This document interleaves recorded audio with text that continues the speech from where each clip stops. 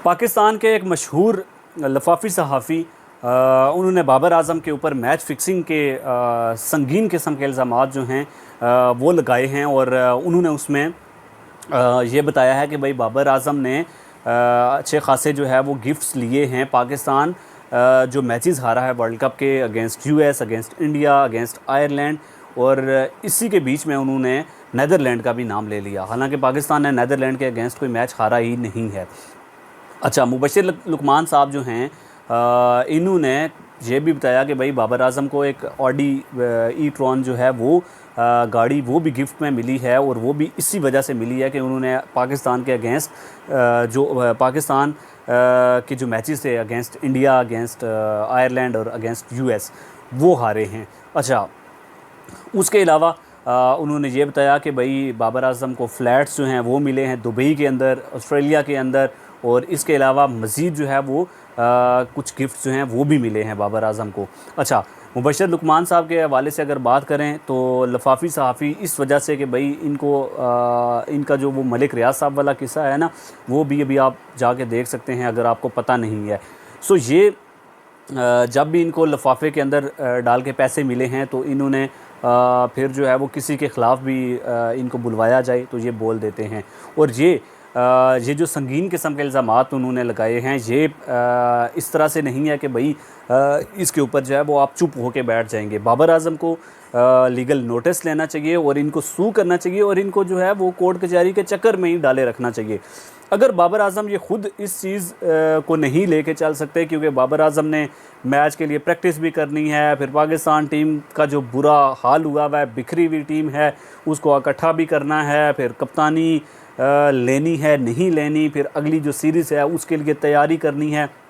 बाबर आज़म शायद कि ये कोर्ट कचहरी के चक्कर में ना पड़ सकें, लेकिन जो आपका बोर्ड है पाकिस्तान का क्रिकेट बोर्ड, उसको चाहिए कि भाई आपके एक प्लेयर के ऊपर या आपके एक इदारे के ऊपर उन्होंने ये संगीन किस्म के इल्ज़ामात लाए हैं, लेके आए हैं वो। अब देखें, ये सिर्फ बाबर आज़म के ऊपर नहीं लगाए गए, ये आपकी जो पाकिस्तान का एक क्रिकेट सिस्टम है उसके ऊपर लगाए गए हैं कि भाई आईसीसी का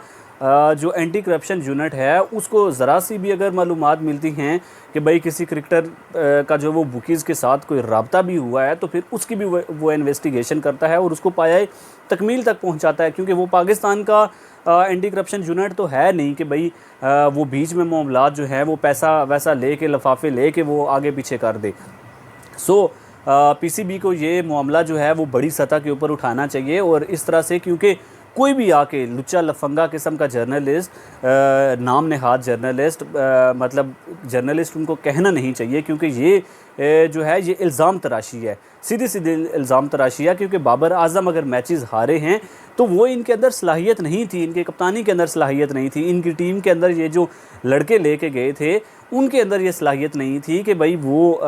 उन पिचेस के ऊपर आपको अच्छा खेल पेश करके दे सकें। और ये पिछले 1-1.5 साल से पाकिस्तान टीम ऐसे ही बिखरी पड़ी है, और टीम के अंदर माहौल जो है वो इसी वजह से ख़राब हुआ है कि परफॉर्मेंसेस नहीं है। हर एक बंदा जो है वो खुद एक 30 मार खान बना हुआ है, सुपरस्टार बना हुआ है। सो उस चीज़ के ऊपर अगर आपने बात करनी है कि भाई पाकिस्तान के क्रिकेट को किस तरह से बेहतर किया जा सकता है,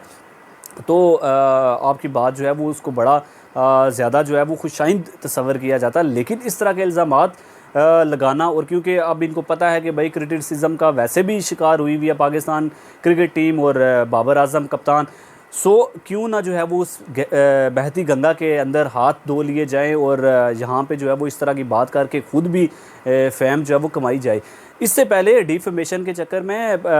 ये मुबशिर लुकमान साहब पहले भी फंसे हैं, पहले भी इन्होंने कुछ इल्ज़ामात इसी तरह के लगाए थे और उसके ऊपर वो सबूत नहीं लेके आ सके थे। या तो मुबशिर लुकमान साहब जो हैं वो सबूत लेके आ जाएं कि भाई इनको ऑडी ट्रॉन जो है वो किसने गिफ्ट की, ठीक है, मतलब वो इंडिया का बंदा है, आयरलैंड का है, वो आपके बकौल आपने जो नीदरलैंड से मैच हराया है वहाँ का बंदा है, या यूएस का बंदा है, फिर उनको जो फ्लैट्स मिले हैं उसकी कुछ ना कुछ तो आपके पास रसीद पड़ी होगी, कोई ना कोई आपके व्हाट्सएप के ऊपर या बाकी किसी जगह के ऊपर कम्युनिकेशन भी तो हुई होगी। बाबर आज़म को अगर मिली है या बुकीज़ ने उनको अप्रोच किया है तो भाई वो प्रूफ लेके आ जाए, ठीक है। अदरवाइज़ लीगल नोटिस लिया जाए और इनको जो है वो कानून के कटहरे में खड़ा किया जाए, वरना पाकिस्तान की क्रिकेट के साथ ऐसे ही आपको आने वाले टाइम में दिखेगा कि भाई ये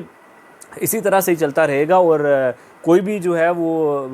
मुंह उठा के बगैर मुंह धोए वो आके जो है वो आपके सुपरस्टार्स के अगेंस्ट इस तरह की बात